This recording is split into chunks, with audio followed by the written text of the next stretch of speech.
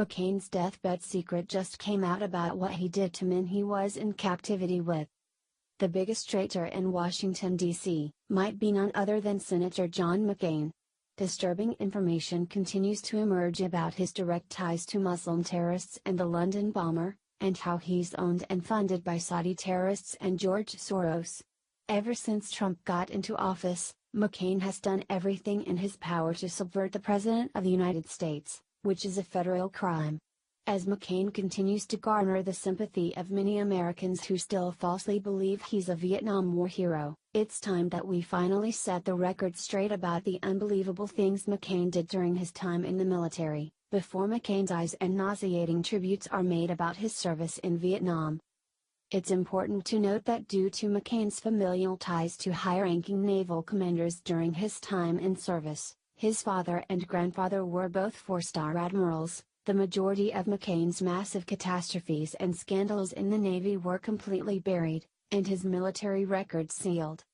We reported several weeks ago how John McCain was solely responsible for the horrifying atrocity aboard the USS Forrestal Hill aircraft carrier on July 31, 1967, where McCain's cocky maneuver of doing a wit start of his plane would go on to kill 134 sailors, in the deadliest loss of life the Navy has ever seen.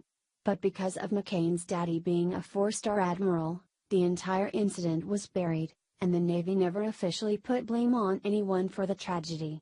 Astonishingly, McCain would not only be allowed to continue serving in the Navy, but would go on to be responsible for the deaths of numerous other men, in a scandal that has been successfully buried for decades.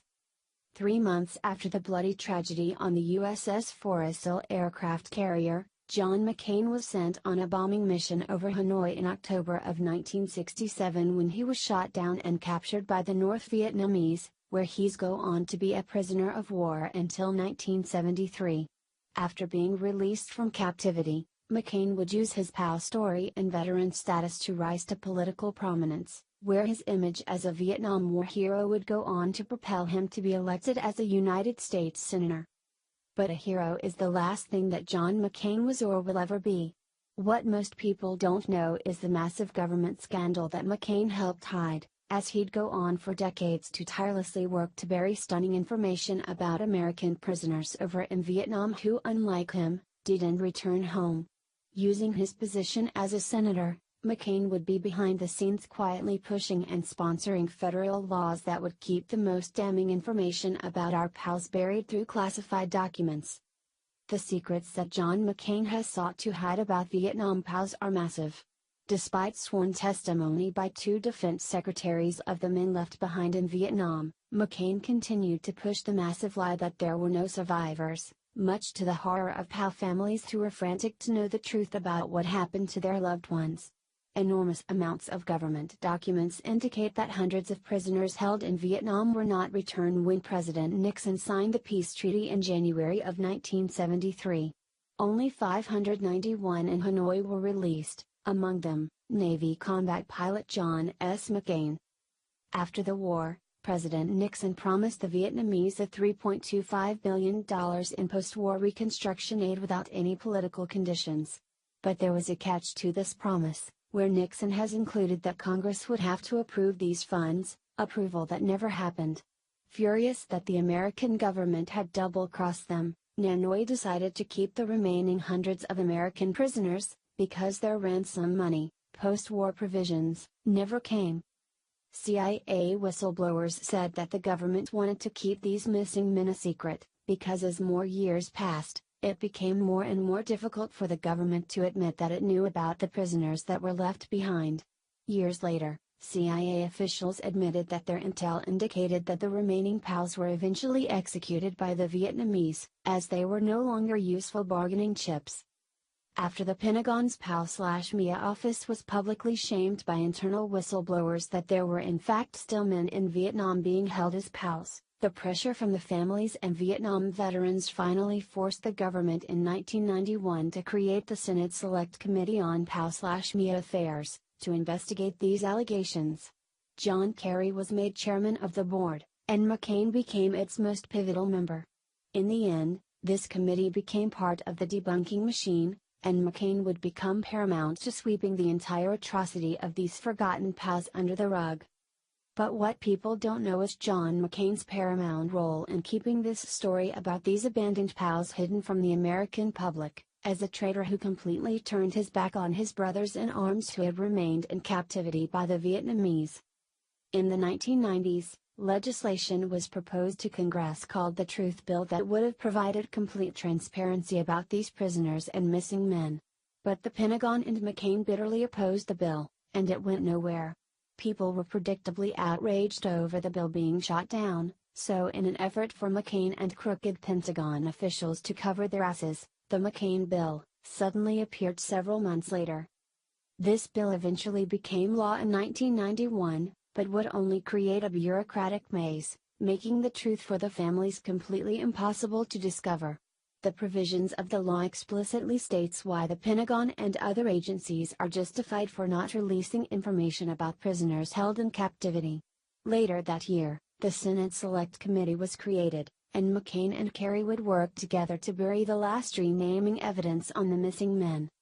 The American Conservative reported on the other ways McCain screwed over the POWs, by authoring a crippling amendment to the Missing Service Personnel Act, that stripped away the obligations that commanders were previously held to of speedily searching for missing men and reporting these incidents to the Pentagon. The American Conservative reported.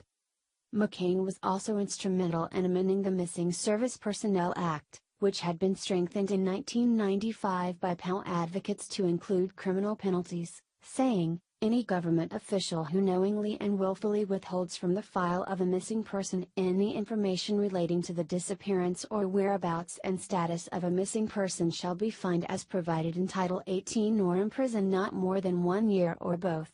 A year later, in a closed House Senate conference on an unrelated military bill, McCain, at the behest of the Pentagon, attached a crippling amendment to the act, stripping out its only enforcement teeth, the criminal penalties, and reducing the obligations of commanders in the field to speedily search for missing men and to report the incidents to the Pentagon.